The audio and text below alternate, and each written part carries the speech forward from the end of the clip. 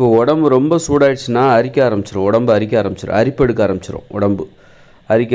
அதனால் உடம்பு அளவுக்கு அதிகமாக சூடாகாமல் பார்த்துக்கணும்.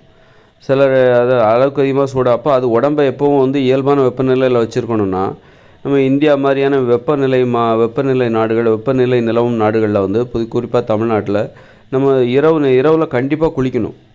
குளிச்சுட்டு படுத்தா தான் நல்ல தூக்கமே வரும், அரிக்காது. குளிக்காமல் படுத்தா உடம்பு ஃபுல்லாக அரிக்கும். நம்ம நினச்சிப்போம் இரவில் அரிக்குது உடம்பெல்லாம், கொசு தான் கடிக்குது போல்கன்னு நினச்சிப்போம். கொசு தான் கடிக்குது அதனால தான் அரிக்குது அப்படி நினச்சி போட்டு சுரண்டிக்கிட்டு கொசுவத்தி ஏற்றிக்கிட்டு அப்புறம் ஏதோ முயற்சி பண்ணிட்டு கிடப்போம் ஆனால் உண்மையில் பார்த்தா உடம்பு ஹீட்டாக இருக்கும், அதனால தான் அரிக்குது. அப்போ நம்ம என்ன பண்ணோம், குளிச்சுட்டு படுத்தாக்கா உடம்பு குளிர்ச்சியாக இருக்கும், அரிப்பு என்பது ஏற்படாமல் நம்ம தூங்கலாம். அது மாதிரி ரொம்ப ஹீட்டான உணவுப் பொருளை சாப்பிடாமல் இருக்கணும். இது கோழிக்கறி அது மாதிரியான உணவுப் பொருளை சாப்பிடாமல் இருக்கணும். சாப்பிடாமல் இருந்தால் இந்த அரிப்பு என்பது ஏற்படாது. இரவு நேரத்தில் அரிப்பு என்பது ஏற்படாது. அரிக்கிறத நம்ம கொசுக்கடின்னு நினச்சிக்கிட்டு தவறுதலாக புரிஞ்சுக்கிட்டு, அதனால் இரவு நேரத்தில் கண்டிப்பாக குளிப்பது என்பது அரிப்பை தடுக்கும் என்பதை நாம் புரிந்து கொள்ள வேண்டும். நம்ம குளிச்சுட்டு படுக்கும்போது உடம்பும் தூய்மையாகும். ஏன்னா பகல் நேரத்தில் நம்ம வேலை செஞ்சுருப்போம், வேர்வை கழிவுகள் அந்த நாற்றம்லாம் இருக்கும், வியர்வை நாற்றம்லாம் இருக்கும், அழுக்கு இருக்கும், உடம்புல அழுக்கு இருக்கும். அதெல்லாம் நம்ம நல்லா குளித்து சோப்பு போட்டு குளித்து உடம்பு சுத்தமாகி படுக்கும்போது கொசு இருந்தாலும் கிட்ட வராது, அவ்வளோ ஈஸியாக வராது. அதனால் குளிர்ச்சியாகவும் இருக்கும் உடம்பு. குளிர்ச்சினால் அதை சூட்டுனால அரிப்பு ஏற்படாது, அதுமாதிரி அழுக்குனால கொசுவும் நெருங்காது. 2 ஆபத்து இருக்குது. அதாவது சூடாக இருந்தால் அரிப்பு எடுக்கும், கொசு கடிக்கலைனாலும் அரிப்பு எடுக்கும்.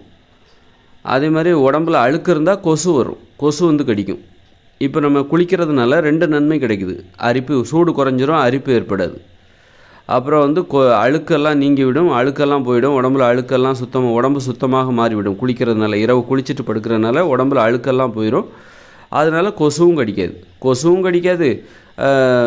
உடம்பு சுத்தமாக குளிக்கிறதுனால, இரவு நேரத்தில் குளிக்கிறதுனால உடம்பெல்லாம் சுத்தமாகி அழுக்கெல்லாம் போய் வியர்வை நாட்டம் எதுவுமே இல்லாமல் கொசு கடிக்காது. அப்புறம் உடம்பு சூடு குறைஞ்சி உடம்பில் அரிப்பும் ஏற்படாது. இப்படி 2 விதமான நன்மைகள் இரவு நேரத்தில் குளிக்கிறதுனால நமக்கு ஏற்படுகிறது. அப்புறம் மனநிலை மாற்றம். அது நேரம் வரைக்கும் அன்றைக்கி ஃபுல்லாக நம்ம வேலை செஞ்சுருப்போம், டென்ஷன், இப்படி ஒரு மனநிலை நமக்குள்ளே இருக்கும். அந்த நாள் சுமைகள் எல்லாமே, அந்த நாள் சம்பவங்கள் எல்லாமே நமக்கு ஒரு விதமான மனநிலையை நமக்கு கொடுத்துருக்கோம், ஒரு களைப்பான மனநிலையை கொடுத்துருக்கோம். தூங்குவதற்கும் நமக்கு ஒரு புத்துணர்ச்சி தேவை. தூங்கும்போதும் நமக்கு ஒரு புத்துணர்ச்சி தேவை. அந்த மனநிலையை நம்ம என்ன பண்ணணும்னா, குளிக்கும்போது அது நேரம் வரைக்கும் இருக்கிற மனநிலை கழுவப்படுகிறது. அந்த மனநிலை புதுசாக நமது புதிய மனநிலை வருகிறது. ஒரு ஃப்ரெஷ்ஷாக குளிக்கலாம் இல்லை தூங்கலாம், ஆர்வமாக தூங்கலாம். தூங்கும்போது ஒரு ஆர்வமாக, ஆஹா தூங்க போகிறோம், ஒரு எதிர்பார்ப்போடு தூங்க போகணும். இப்போ தினமும் நம்ம குளிச்சுட்டு வேலைக்கு போகிறோம், ஒரு ஆர்வமாக வேலைக்கு போகிறோம்ல, வேலைக்கு போகிறோம் அப்படிங்கிற அந்த ஆர்வம், ஒரு எதிர்பார்ப்பு, ஒரு புத்துணர்வோடு குளித்து, அதாவது காலைல எந்திரிச்சு தூங்கி முடித்தோடனே அப்படியே வேலைக்கு போனால் நல்லாவாக இருக்கும். அப்படியே தூக்க கலக்கத்திலே போவோம், அழுது வடிஞ்சிக்கிட்டு போன மாதிரி போவோம். அதே குளிச்சுட்டு போகும்போது ஒரு புதிய அனுபவம், ஒரு புதிய மனநிலை நமக்கு கிடைக்குது. குளிக்கும்போது புதிய மனநிலை கிடைக்கும். பழைய மனநிலை அது நேரம் வரைக்கும் இருக்கிற மனநிலை குளித்த உடனே புதிய மனநிலை வந்துவிடும். பழைய மனநிலை கழுவப்பட்டு விடும். பழைய மனநிலை அத்துடன் முடிவுக்கு வரும், புதிய மனநிலை கிடைக்கும். அப்போ நம்ம இப்போ காலையிலேருந்து வேலை பார்க்குறோம், காலைல குளித்து முடிச்சுட்டு வேலைக்கு போகிறோம், வேலைக்கு போய் ஃபுல்லாக சாயந்தரம் வரைக்கும் வேலை பார்க்குறோம். அப்போ அது நேரம் வரைக்கும் நமக்கு ஒரு மனநிலை இருக்குது. அப்போ அந்த மனநிலையை நமக்கு அதே மனநிலையோடு தூங்கக்கூடாது. ஏன்னா இது வேலை செய்ததால் ஏற்பட்ட மனநிலை. அப்புறம் தூங்குவதற்கு நமக்கு புதிய மனநிலை தேவை, புதிய ஆர்வம் தேவை. அப்போ என்ன பண்ணணும், குளித்த உடனே உடல் வெப்பநிலையெல்லாம் மாறுது, உடம்பு தூய்மை அடைகிறது, உடல் குளிர்ச்சி அடைகிறது. அப்போ புதிய மனநிலை வந்துவிடும். புதிய மனநிலை வந்தவுடன் புதிய மனநிலையுடன் ஒரு புதுமையான மனநிலையுடன் ஒரு ஆர்வத்தோடையும் ஊக்கத்தோடையும் உற்சாகத்தோடையும் நம்ம தூங்க போகலாம்.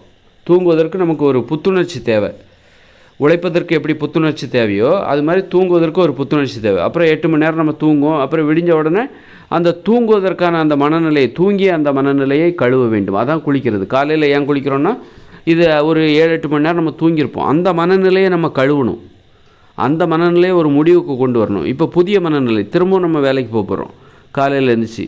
அப்போ புதிய மனநிலை, புதிய நாளை, தினமும் புதிய நாளை தொடங்க போகிறோம். அப்போ புதிய மனநிலை தேவை. அதுக்காக திரும்பவும் குளிக்கிறோம். அப்போ தூங்கும்போது ஏற்படுகிற அந்த மனநிலை கழுவப்பட்டு புதிய மனநிலை நமக்கு ஏற்படும். புதிய மனநிலையோடு நாம் என்ன பண்ணுவோம், அன்றைய நாள் வேலையை நம்ம தொடங்கிடுவோம். அதனால் குளிக்கிறதுனால நமக்கு 3 நன்மைகள்: உடம்பு குளிர்ச்சி அடைகிறது, அப்புறம் உடம்புல அழுக்கு நீங்குகிறது, அப்புறம் புதிய மனநிலை கிடைக்கிறது, பழைய மனநிலை கழுவப்படுகிறது. குளிக்கும்போது அதெல்லாம் சேர்ந்து போயிடுது. குளிக்கும்போது அழுக்கு போயிடுது. அப்புறம் அந்த வெப்பம் உடம்பிலிருந்து நீங்கி விடுகிறது. அப்புறம் அதனால் புதிய மனநிலை கிடைக்கிறது. இந்த 3 நன்மைகள் நமக்கு குளிக்கிறதுனால ஏற்படுகிறது.